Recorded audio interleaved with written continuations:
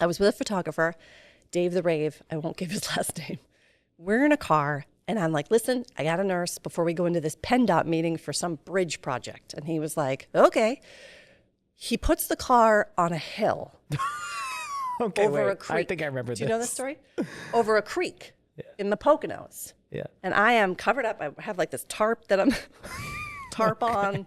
I'm full blown hooked up to the machine like And a all cow. you hear in the car, wah, wah, wah, yeah. That noise, you know the noise. So then I get this. He's like, I'm going to step out of the car and get some shots. I'm like, okay. And I'm in the car, and all of a sudden I'm like, am I getting vertigo? Like everything seems like it's moving. No, the car is rolling backwards down an embankment over the creek, and I am Pumping. naked from the waist up, pumping on this road in the Poconos. So like a crazy person, I throw things in the air. Milk goes everywhere. I slam my foot on the brake to stop the car. I've spilled the contents of what I've just pumped, so I'm upset. I have my foot on the brake. I put it into park. I'm literally like, can't believe I almost just died in this car. Dave opens the door. He's like, why'd you move the car so far back? I can't get the camera in. He's like, we're literally dangling on the edge of this cliff. I was like, right. Dave, you didn't put the car in park, okay? So I just flashed an entire line of traffic here in the Poconos and lost all my milk. And I'm sorry if the car's too far back. I almost died. He was like, oh, sorry. Hey, friends. It's the Ryan Leckey Show.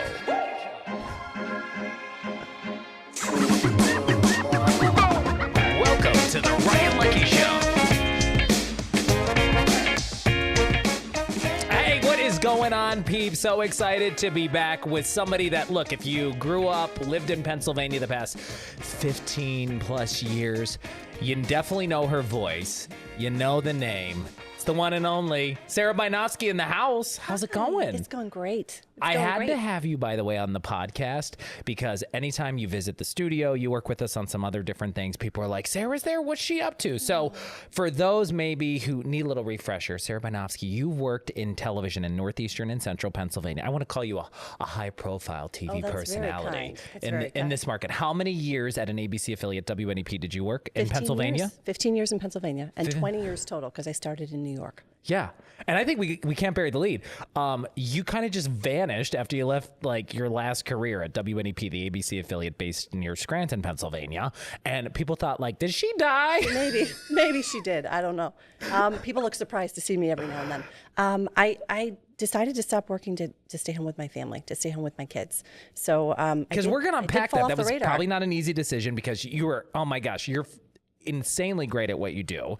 You were like one of my favorite colleagues. We worked together. You were there 15 years. I was there like 17 years at the television station. And you're literally also one of the funniest people I've ever met. Oh, thanks. And because like most of your role was covering crime and like, you know, hey, we got a dead hooker in the dumpster, dark. right? It was dark. Yeah. People didn't get to see the Sarah that all of us have gotten to know. You're hysterical. Thank You crack me up. Thanks. How many kids do you have? Like 15? 75. 75 kids. Yep. I always would joke because you would post a picture. I'm like, you got that many kids? Like, how do you do it? Because, for many, many years, you would get up at 2 a.m. Yes, 2 a.m. You'd be in at work at 3.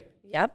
And the crazy thing about that, you'd work like 3 a.m. to noon, 3 a.m. to 11-ish, like on a good day. Yes. But I remember like seeing you post and working at night. You were coaching soccer leagues till like 8, 9, 10 o'clock at night, Right. getting up at 2 a.m. Like we want to talk about your career, right? Like, and then the decision to leave sort of this high profile TV gig. I mean, you chose your family, which is cool. And a lot of people get that. And I think there's still a lot of people who be like, why would you leave your job? Well, I mean, there's people on both sides of that issue for sure. And I hear it out in the world. They say it right to my face. So talk to me, though, about your career in television, right? 20-some years. How many overall? Yeah, 20 years. I started when I was in college. I started when I was a sophomore at Syracuse. And I was in radio first. So I was a reporter for 1 week. And then something happened and they needed an anchor. So I became an anchor the following week. At the TV station in college? In college, I did the television station, yeah. but I was working at a professional news radio station right away. And then my mentor by the way, there, you have the perfect voice. We call you the smooth operator of any PA because you can deliver all different types of voice tracks, which is why we're partnering together on some projects. Absolutely, So which go is great, ahead. which is great. So I started in radio, and then my mentor there got me my first television job in the Syracuse area right out of school. And I was a radio news director and their anchor and their only reporter at the same time that I was a TV reporter. Doing like 12 jobs. Sounds about right in television. Right? In TV, like you're doing 900 things. So that's what I did. And then I got the job here. It was my second TV job. And when you say here, we want people to know moving to Northeastern Pennsylvania, Yes. right from Syracuse. But where were you born and raised? I was born in Roswell, New Mexico, but I grew up in Wyomissing, which is in Berks County, just south of Schuylkill County. Wow. In Pennsylvania. So it was kind of returning home. And it was halfway between my husband's from Rochester, New York.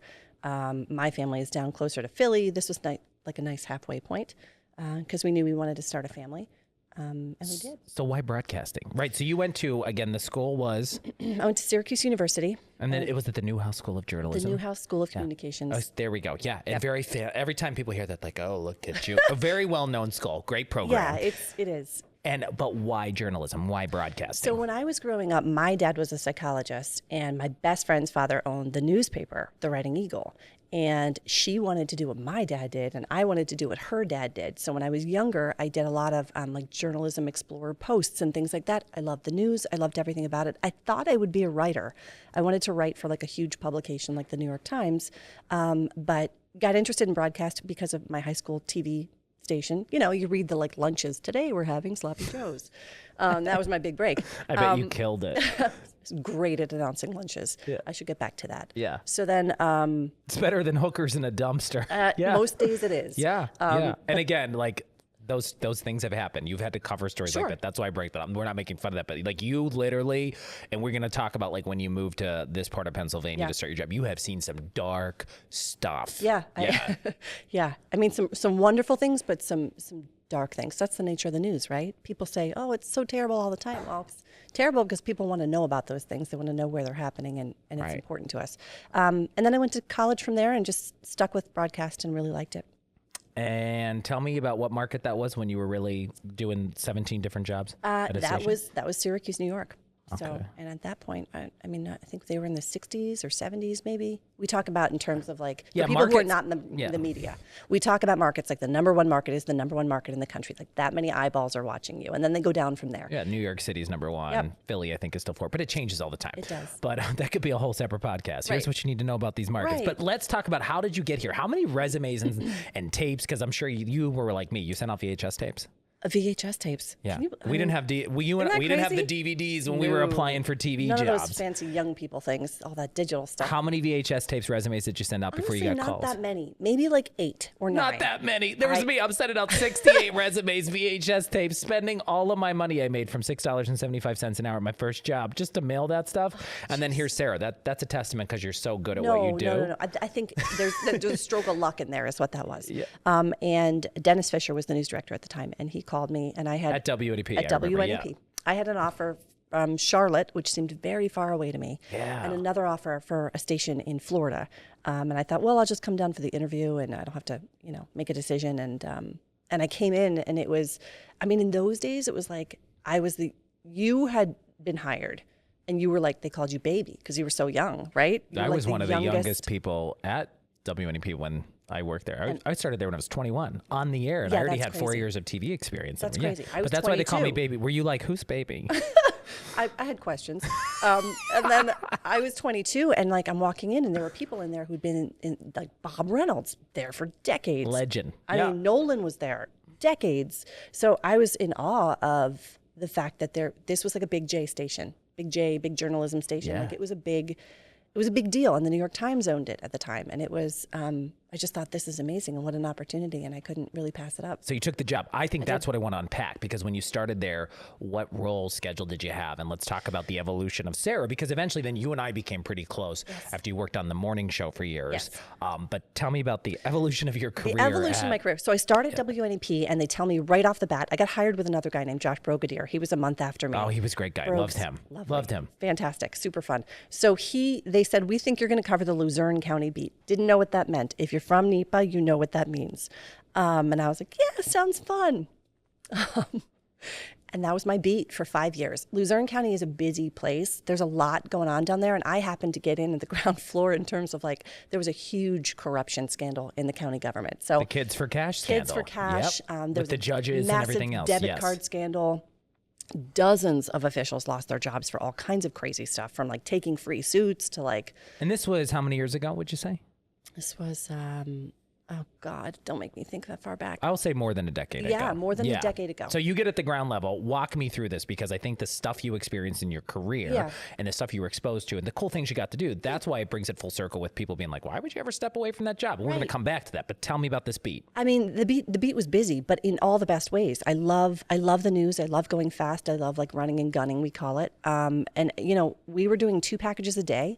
And then VOSOTs and VOs on top of that. I was working with a great photographer who knew the area well.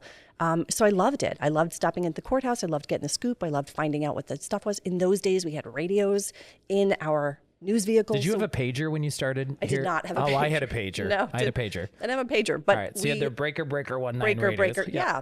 Listen to like police scanners and chase stuff around. You were an ambulance chaser? Kind of, sort of. At one point, we covered a story where we caught a bank robber in public square in downtown Wilkes-Barre. It's like money everywhere. I'm like, just in time. Like, you know, like weird things like that would happen. There was a lot of... I do remember that call. They're like, Sarah and her photog at the time caught a bank robber. It was crazy. We were right in downtown Wilkes-Barre. I'm like, yeah. And who did you work with mainly when you were there? So Michael Arat was my super great guy. Super talented photojournalist. Yeah. And probably one of the funniest people I met. Yeah. Really just hilarious. Have to have dry sense of humor. A dry, sarcastic, almost dark sense of humor just to get through the stuff we got through. But tell me about, let's unpack the beat more, right? Yeah. So when you go in to cover it, because all over the nation, we want to point out at so many different news stations and even at newspapers, right? People are assigned a beat, and that means you're covering a city. You're getting to know the people at City Hall, the police department, and you are finding out all the ins and outs, the good, the bad, the ugly, and reporting on that. Yes. But did you ever think it would be what it did, like what it was? Because as you mentioned, you stepped into it at a time when there was all this scandal going on, public corruption. My first day on the air, like I didn't even get with HR. They were like, something's happening in the Hugo Solinsky case. We need you to get down to the courthouse. Hugo Solinsky is a name that anybody who lives in Northeastern Pennsylvania knows. But What's it is the story? My Give me first the day on the one-liner. job. Tell us what the happened with him. Is a guy who allegedly buried a bunch of bodies on his property in the back mountain, and then also tied up a jewelry store owner, and just a prolific.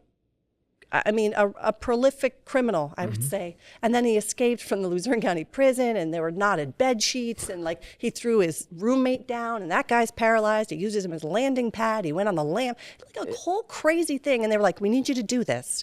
And I was like, I don't know what's happening. Yeah, I didn't even sign my W-2 or whatever it is. They were like, put in the video of the bed sheets. I'm like, bed sheets? What? Bodies, concrete, football field? I don't understand. Mike Arat was literally like, write what I tell you. And I was like, okay.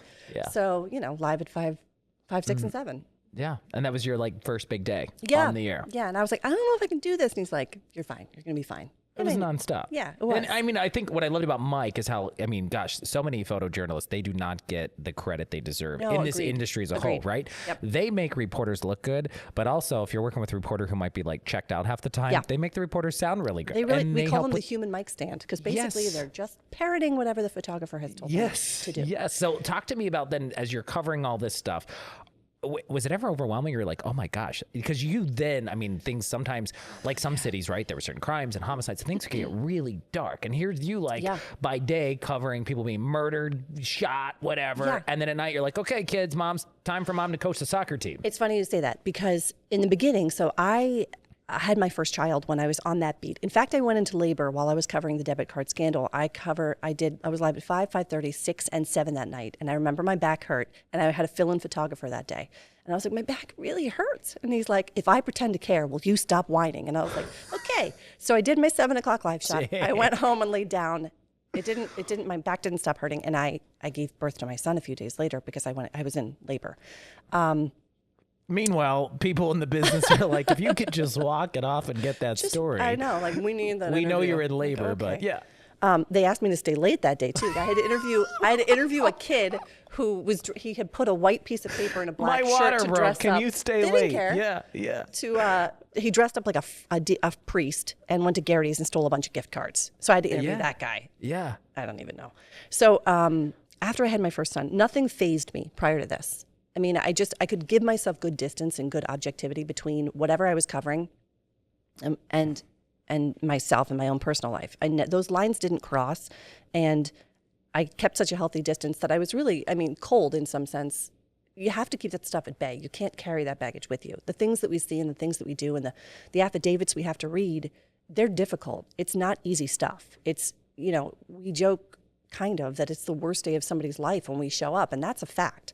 So after I had my first son, my first big case, and I loved covering criminal court cases, my first big case was a man who had been put on trial and accused of basically cooking his daughter to death.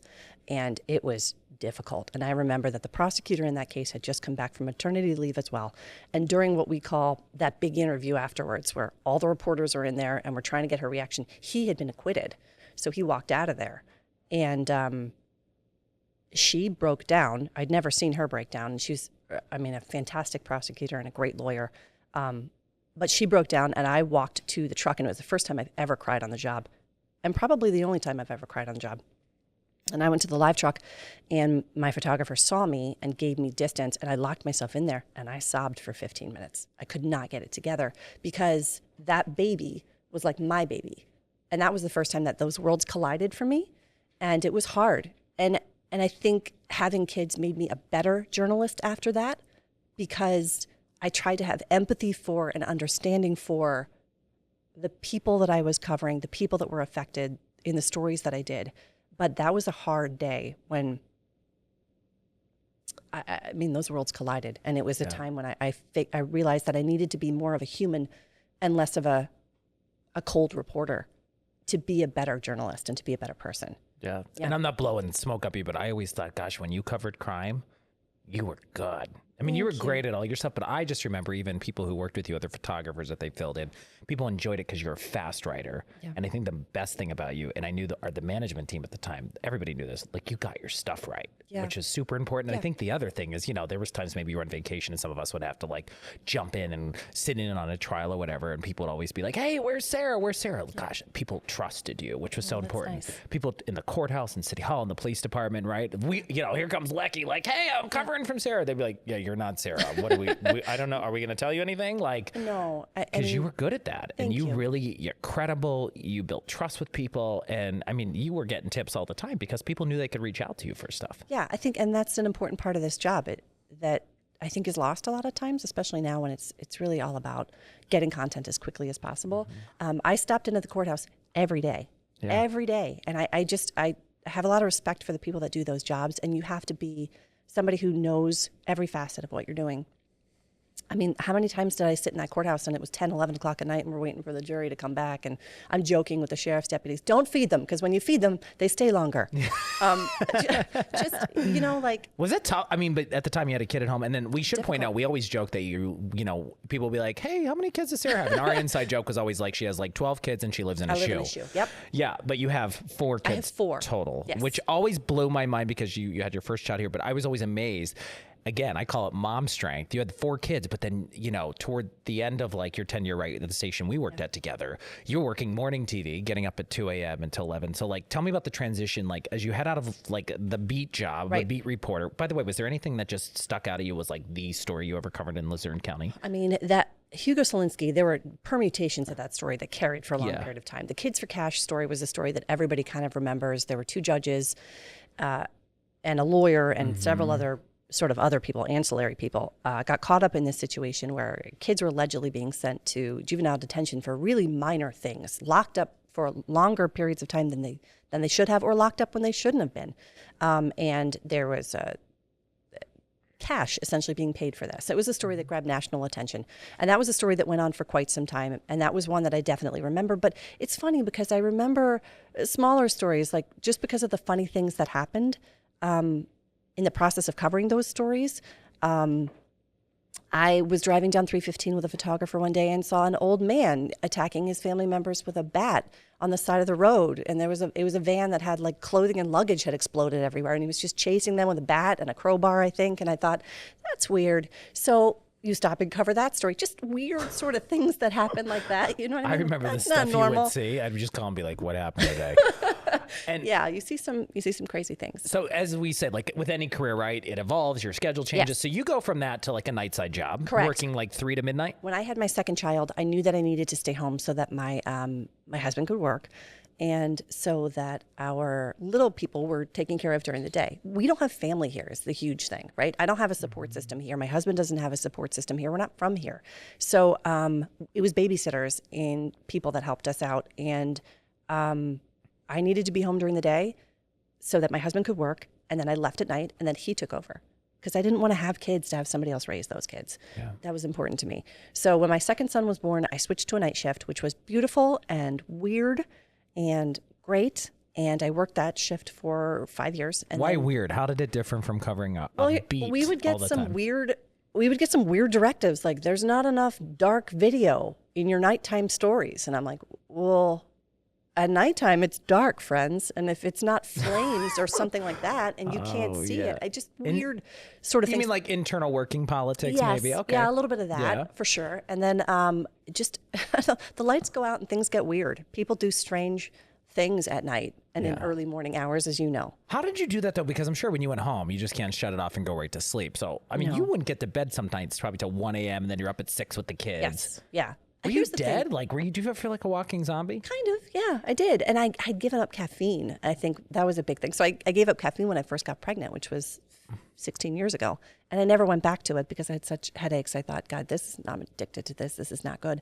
I think that you're just running on adrenaline. I think the adrenaline kept it going. And like every day was something different. Every day was usually pretty exciting, unless it was like a dumb meeting, and that sucked. But you know how those, like, go find something at this meeting. And I'm like, there's nothing here. Like they're changing the color of the carpets in this school district. And they're like, make it a package. And the funny thing is, it's true. Oh my God. And I'm Literally, like, that was your story for the night. Yeah, and just you'd sit in these meetings sometimes like, I'm going to die here. Or like public comment, you're like 75 people signed up for public comment. You're like, no, friend, you're limited to 30 seconds. Yeah. So those things made it a different kind of job. Then I shifted to the morning shift because I How begged. did that come about? Because there was not a look, I position. always tell people you are either a morning person, you want to do that shift, but like I know people in the industry forever, and even though like morning TV still has a huge audience, there's people in the industry who are like, I am not getting up at 2 a.m. I don't want to do this. I want nothing to do with this, even if they get paid more money. I think when you have, in my instance, when I had kids, I stopped sleeping pretty much entirely when I had my first, and I never really got back to it. So it's not something I missed, but I was on this adrenaline high. So there was not a position for me in the morning. You were doing everything. You were doing news. You were doing all this fun stuff. I mean, all that content was on you. And I remember going to our news director, and I was like, listen, I have 4 kids now. They are shifting towards a school schedule. I need something where I can be home with them when they come home from school. And news isn't conducive to that because we have a noon, we have a 5, well, we have a 4 now. We have a noon, we have a 4, we have a 5, 5:30, 6, and 7. Those shows are all backloaded to the evenings. I need a morning shift. And I know you don't have one, but here's what I can offer you. And we had a news director who was like pretty sympathetic about it. And also Carl Abraham, Great guy. Who I think also saw the merit in what I was saying, where I can take the news. Absolutely. The overnight fires, the robberies, the homicides. All that Because stuff. that's what I was. I mean, I remember it was a blessing when I heard you were coming to the shift because, I would work hard to set up, say, 400 screaming kids at a middle Yes. school, promote a great community happening. And I would get yanked and have to cancel on 400 people, Yeah. right? Sometimes Yeah, literally to we go to did a live fire shots or like whatever. that to go to a fire that maybe turned out to be nothing. Yeah. And that's when I was like, oh my gosh, how long can I do this? Because you felt like you were just constantly letting people down. And I was the guy that had to call people at 2 a.m.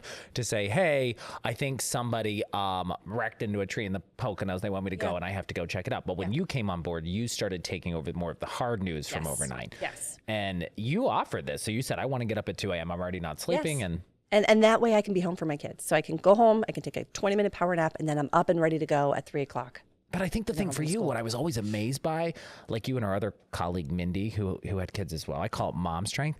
You guys would be out coaching kids, doing kids activities till like 9, 10 o'clock at night. Yeah. I mean, I was in bed every night at 6. I needed like a full 8 hours to function. And you'd walk in, you'd nail your job every day, you'd rock it. But I didn't know how you did it. I mean, it was hard. It was hard. And there was a point where I just felt like I was letting everybody down. I think everybody, whatever their situation, feels at a point in their life that they're letting somebody down because you cannot do it all. You can't. So, What'd you think of morning TV? How was it? And how many years did you do that shift did from that for 2 a.m. wake up call? Yeah. What time would you go to bed? I tried to be in bed by 9. Which Which to me that blows my sometimes mind. didn't work. Still late. You're right. Yeah. That sometimes didn't work. It was every shift. I've worked now every shift in television, and every shift has its nuances and it's different. They're all different. The culture is different. TV news is great because it's very much like a family thing. You have to be high energy. You have to pull your weight. You can't not pull your weight in morning news and have people not notice. You can't be a human mic stand. That's the thing about morning news. And you know, because you did all of it. It wasn't just that you were standing there and getting all those people together. You had that idea. You put that idea into motion. You made it happen. And you have to do it fast. So, yeah, it was different in that regard. I loved it. Right. So my team they've gotten to meet you, right? When you were here to help with voiceover work, et cetera, some great questions that they want to ask you, because I'm sure you get this. Does it irritate you when people say you gave up your career for your family? And do you think the same pressure applies to fathers or just, men in general? Does it irritate me? For the most part, people have been very kind and supportive. I have had a couple comments that I think have rubbed me the wrong way, but that's a me problem. That's me because I'm still insecure about the choice that I made. And I had a major identity crisis when I left TV news because that's who I was, right? I was Sarah Buynovsky. That's what I did. Oh, I get that. And I equated that with who I was. Yeah. And it took me a long time to separate that. And then I remember everybody was coming up to me and be like, why did you leave? What are you doing? Blah, blah, blah. And I found myself having to defend my choice and having these long sort of conversations about, oh, well, I left to take care of my kids. With strangers, mind you. Yeah. And my husband said to me one day, and I loved that he did this. He was like, you don't have to defend your choice. You being a mom doesn't require explanation. You don't have to defend yourself to these people. This is a choice that we made as a family, that you made as an individual, and you're happy you did it. There's nothing that you have to defend. And that was what I needed to hear because it was emotional and I didn't know who I was because for years I was two different people. Yeah. I was Sarah the mom and the wife, and then I was Sarah the news reporter. And those worlds did not collide. So when I left one entirely, I felt like half of me was missing and I didn't know who I was. Yeah, we talked about that too. And I think, and look, I've talked to other people who've left the television industry, and it could also be other careers as well. Sure. It's such a part of your life. And for me, I think for TV folks especially, right? Yes. It's the ego that creeps up and starts talking. And I don't know if you went through this, but you think like, oh my gosh, am I going to be relevant? Is anyone going to care?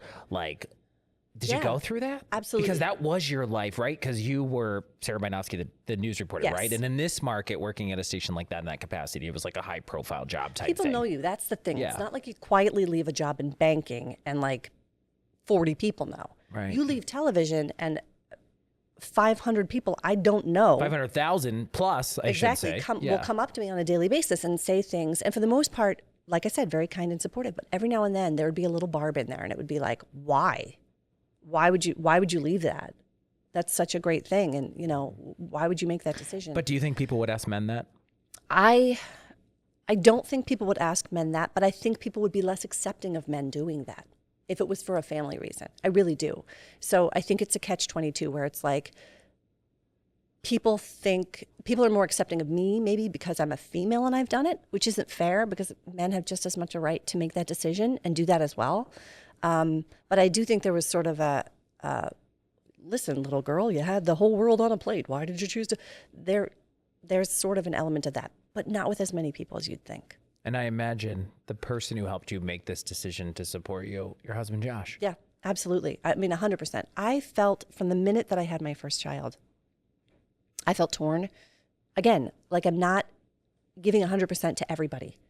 I can't be there with the baby. I'm going to miss some stuff with the baby. I'm going to miss some stuff as I have all these other kids, all these 17 kids. I'm going to miss things, and that hurt me.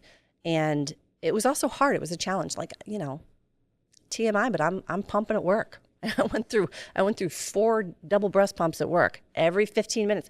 I mean, your colleague Eric can tell you, he's been in a vehicle with me. I'd be with photographers and I'd be like, I have to stop now because I'm nursing a baby. And that went on for 10 years. So everybody at the news, I joke that everybody at the news station knew at some point that I was nursing. So it was a difficult struggle. And I remember my husband was really supportive and basically said, whatever you want to do, we'll make this happen. We're going to do this. And we got to a point last year where he said, this January, I'm starting this new job, this new career. I'm going to be traveling more. This is a good opportunity if you want to do it now, And I did, and I was scared, but he was 100% the support system that got me through that. And hearing what you did at work, right? To take care of the kids, the pumping in the car, pumping in the car. At one point, this is a story I probably shouldn't tell, but I'm going to tell it anyway. Do it. I was with a photographer, Dave the Rave. I won't give his last name. We're in a car, And I'm like, listen, I got a nurse before we go into this PennDOT meeting for some bridge project. And he was like, okay. He puts the car on a hill Okay, over wait. a creek. I think I remember this. Do you know this story? Over a creek in the Poconos. Yeah. And I am covered up. I have like this tarp that I'm on. I'm full blown hooked up to the machine like And a all cow. you hear in the car, wah, wah, wah, yeah. That noise, you know the noise. So then I get this. He's like, I'm going to step out of the car and get some shots. I'm like, okay. And I'm in the car, and all of a sudden I'm like, am I getting vertigo? Like everything seems like it's moving. No, the car is rolling backwards down an embankment over the creek, and I am Pumping. naked from the waist up, pumping on this road in the Poconos. So like a crazy person, I throw things in the air. Milk goes everywhere. I slam my foot on the brake to stop the car. I've spilled the contents of what I've just pumped, so I'm upset. I have my foot on the brake. I put it into park. I'm literally like, can't believe I almost just died in this car. Dave opens the door. He's like, why'd you move the car so far back? I can't get the camera in. He's like, we're literally dangling on the edge of this cliff. I was like, Right. Dave, you didn't put the car in park, okay? So I just flashed an entire line of traffic here in the Poconos and lost all my milk. And I'm sorry if the car's too far back. I almost died. He was like, oh, sorry. This is the inside tea of like a TV news I can't believe I reporter's shared that life. story. No, hope I didn't love that. damage his life, but that was my hearing life. all this, like, what advice would you give to working women, even to balancing the work and personal life? Because you kind of had to do it publicly. Yeah, I did. I would say, and I'm no expert to give this kind of advice, but I would say you just really need to follow your gut and realize that everything is like kind of temporal, and what you do is not who you are. And I think that's the most important thing. What is your priority? My priority has always been my kids and my family. So it made it easier for me to walk away. It was still hard, but it made it easier for me to walk away because that's what I was walking away to. I would tell you to be kind to yourself. You cannot do everything. There are going to be days where you feel like a failure at your job or a failure as a parent. I still feel like a failure as a parent on some days, even though that's what I do full time. I think you just have to be kind to yourself and to other people and understanding that everybody's got different circumstances. And I think COVID was good because it flipped a switch for some people where they realized, I don't love this. I don't want to do this. Or you stop growing. Yeah, Yeah. exactly. I was there. That was my story. You're stagnating. Like, what am I doing? Am I just running on this wheel and not going And anywhere? can I do this? I always tell people, right, with those types of career decisions, play the tape forward, right? What do you want the next 1, 3, 5 years of your life to look like? Brilliant. And if this is it, that's totally cool. But if you're like, wow, in 2 years from now, I don't want to be doing X, Yeah. then you're the one who has to make the change. I used to tell people, and I would say this all the time, I'm like, on my deathbed, I don't want to be clutching Emmys. I want my family around me. And that is temporal. You don't get these years back. You don't get this time back. So you have to make a choice in the moment of what is most important. And can I jump back into news and be the young professional I was? No, I can't. I'm never going to be that young again, right? I'm never going to be that quick at my work again.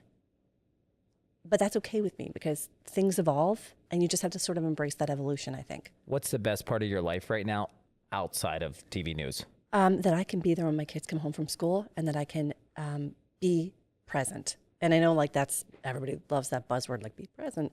But that's a fact. Like I was on zombie mode for a while where I was there physically, but I wasn't emotionally there.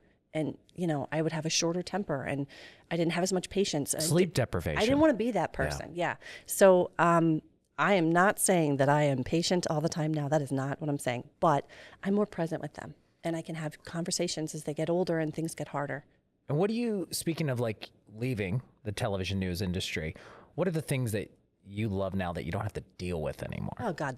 Waking up early, turning nothing into something in terms of like making a news story out of nothing. That was awful. Knocking on doors on the worst day of somebody's life. I don't miss any of that. That was awful. Being in really hostile situations because the news environment changed. Politically, things changed. The news environment changed. There was a lot of hatred and vitriol aimed towards us. Journalists, I remember being attacked. Yeah. It was, or 3 o'clock in the morning. I got somebody banging on the side of my live truck. I don't miss that at all. And I don't miss that. But there are elements of it I do miss, for sure. I miss the adrenaline. I miss being in front of a camera and just, see it, say it. There's something happening behind me. There's like an element of people need to know this and I get to tell them this. I miss that. I miss people. I miss meeting people and connecting with them because there were The stories. characters. Yeah. Like the guy chasing his family around the van with a baseball bat. I don't miss that guy, but I mean, I miss, like you'd meet people on these stories where they lost their homes in flooding, but they're so kind and they're offering you anything they have. They have cookies or they have water or are you okay? Yeah. I'd meet somebody and their kids were rescued after they'd been lost on a hike for a couple hours and the mom was so relieved that she'd hug me and I'd hug her back and I'd feel her. I miss that sort of connection with people a little bit. And with maybe some obviously time at home with the kids, my team wanted to know like what Sarah's up to besides mom duty. So like, what are you reading? Like actually reading these days. Ooh. They want to get to know like, who are you when you have a beat just to yourself? Yes. I don't get a ton of time to read. I'm reading The Marsh Queen right now, which I really liked. And I just finished Una Out of Order. And those were great books. I like fiction. I read with my kids every night. So my little guy is in 2nd grade and he is reading the Harry Potter series. We are currently at Chamber of Secrets, which is a good one. Okay. And my daughter is reading Wolf Hollow. We choose a book together to read. And that's what we're currently reading, Wolf Hollow, which is an interesting book. I also love to cook and I have cookbooks, but I've started like collecting cookbooks that have like stories in them. So there's one called Ripe Figs and it's a cookbook that is recipes of migrants from Turkey, Greece, and Cyprus.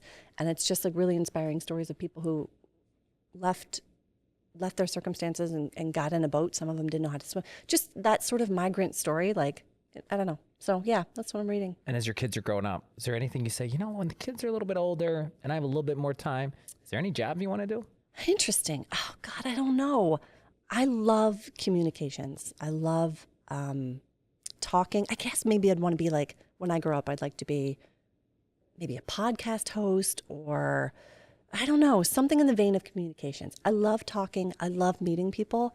I love connecting with people. So something like that. I don't know. The one thing I'm so glad that you and I stayed in touch because I know when you worked in the morning show for years, like you were among one of the many favorite people I could text at 3 or 4 in the morning, thanks. especially when stuff was hitting the fan. Yep. And if we needed to vent, like, look, we had a job to do, but if we needed to complain Absolutely. about it, you always had me in tears, crying, laughing. Oh, thanks. And I love that. What happens in the live truck stays in the live truck. That's what we say. Except when we texted each other. Except that. But I just remember the days of snowstorms and blizzards and calling and being like, I almost died by an 18-wheeler. How you holding up? How you doing? Yeah. Good. I'm trapped in a Burger King at 3 a.m. How you? Yeah. It was. Yeah. I mean it's such a crazy job that we did, and we had opportunities that nobody else would ever have because of the weird circumstances we were put in. Right? Like, I slept in a car waiting for Eric Freen's walk shot. I was 7 months pregnant. It was in a ditch. It was super uncomfortable. We were like this. And people remember that story. It was the big massive manhunt in the Poconos that lasted, I think, for more than 40 days. It became a national story that they can't find this guy. Yes. But when they finally arrested him, right? You were sleeping. You weren't asleep when they finally arrested him. But you were waiting. You were waiting for the moment. I was waiting for the moment. And that particular search was another story where I am very pregnant. And they were really concerned that he was out there and looking for things. So here I am at like 10 o'clock at night with a giant spotlight on me. I'm like the big top circus. That's how big I am. I had to have, like, you have to pee when you're pregnant. Yeah. So I would have SWAT teams and state police escorts take me into the woods, turn around, wait for me to finish peeing, and then escort me out. And that happened for 40 freaking days. Yeah. And then they caught him and I slept in a truck. But I got the next day off, thank you, Carl Abraham, and got to go to my son's Halloween parade at preschool. So, I love that. Win-win. Yeah. All right. Anything else you want to add about anything? I mean, I think it's great, and I wanted to have you here because you work with us on other projects, right? Whether it's voiceover work, et cetera, and it's great we're staying in touch. But people were concerned because when they see your picture, they're like, I thought she left the state. I thought she was abducted. Yeah. Because that's how it happens. You vanish from TV, right? It kind of had a little mini farewell, like best of luck to Sarah. But I think people were upset because you became part of family to so many viewers in Pennsylvania. Sure. You were their family, and all of a sudden, family member disappeared. Yeah. But there were so many different stories. I'm like, no, she's not dead. She's good. She's good. I just talked to her. She might feel dead today. I'm grateful that people are concerned enough. And it's been It's been an interesting year and a half. An eye-opening one. Would I do it again? Absolutely, in a heartbeat. But it wasn't without its growing pains. That's for sure. So. I'm so glad you're here. You're still like one of the funniest people I know. Aw, Crack me up. thanks. I mean, Thank people you. can see that when you're covering Homicide Story, but I said behind the scenes, she's one of the smartest and wittiest people I've met in a thank you. newsroom. And I mean that. Thank you. She's always just so quick. Yeah, Love it. I tried not to bring up my witty side when I was covering things like that. But every now and then when they'd send me out to a snowstorm and they're like, it's snowing and there's half an inch of snow in Hawley, and I'd be like, get the ruler. We're going to make this a great live shot. Take a look at how much snow there is here. Yeah. Flurries And you're are like, hitting me you're hard. like, wait, it's just wet. Also, Yeah. it's northeastern Pennsylvania, and it snows. Yeah. I don't miss that. Snowstorm. I mean, look, if it was a crippling blizzard, yeah, but I don't miss covering a dusting of snow and No. then Well, a being crippling made fun blizzard of on the radio. where you're stuck in a live truck on the interstate, and you call me. Oh, that happened to me? That was the Valentine's Day snowstorm. You and I saw each other for a noon live shot. I went down to the Hoyt Library, which had collapsed. You were there. This you is were in heading back. 2007, right? Wasn't it? Yes, because I was pregnant. Shocker. So you were like, tell them I'm coming back to the station after my noon live shot. I'm like, no problem. Totally forgot. Didn't tell anybody because I was in a car with a photographer that we know, who at one point lost his mind and hit the windshield of our news car so hard to get the snow off that he cracked it directly across the front. So you were distracted to tell them I was coming back. I forgot to tell them. And literally it's like 7:30 at night. And Ryan calls me. He's like, hey, did you tell them I'm coming back? I'm like, where are you? Meanwhile, I've been up since 2 a.m., 7:30 at night. You're in a live truck running out of gas and helping like diabetics on the interstate because it is fully shut down. And you're sleeping in a truck. We had a guy crawl into our Ford Excursion who had diabetes. Yes. We were giving him stuff. Yes. And they were going to send the National Guard out for everybody. Yeah. That's where you were. I'm like, I forgot to tell them you were coming back. And then you're like, well, thanks. I'm stuck you're on the like, interstate. we have a cracked windshield. And I'm like, I'm starving. But I'll never forget. I was in a giant Ford Excursion live truck. Yes. And I know we're going to wrap this up, but this story, I think people, like the Valentine's Day snowstorm of 2007, I think it was 2007. Yes. People never forgot it because so many thousands of people were stranded on the interstate that it was shut down. And I remember we got stuck there at noon and we didn't get moving till 3:30 the next morning. day, and I was dead. But I remember when I came back, in. they said, if you can come back and just do a live shot for the morning show, talk about your experience, what happened, the people you talked to, etc. That'd be great. Meanwhile, I'm like, where am I? You're exhausted, but you do it, right? You run, like coming back to what you said. You did it. I would have been like, it was no. all adrenaline. But I think with the Valentine's Day snowstorm, it was like every hour, you're like, oh, we're going to get moving again. And we didn't. And at the time, there was somebody who worked at the station who also we called in and said we were stranded. yes. And I think they were distracted by everything else that day. And they literally forgot to tell people we you. were stuck on the highway for nearly 17 hours. I'm sorry. Yeah. I feel for you. But I remember talking to you, you're like, I did forget to tell them, but our windshield's cracked. Somebody had a tantrum. So anyway, all right. The one and only Sarah Buynovsky. I'm so glad you're here. Gosh, we could just keep talking, but I think you were inspiring to working women, moms. I mean, everybody, like the way you handled it. And I remember the stories you covered and thinking of you handling everything at home too with like, I'm like, how does she do it? But you always blow my mind. Thank you. I love you. And I know we'll be hanging out soon. All right. Absolutely. Sarah, thanks so much for stopping by. And thank you for checking out the latest edition of The Ryan Leckey Show. See you soon.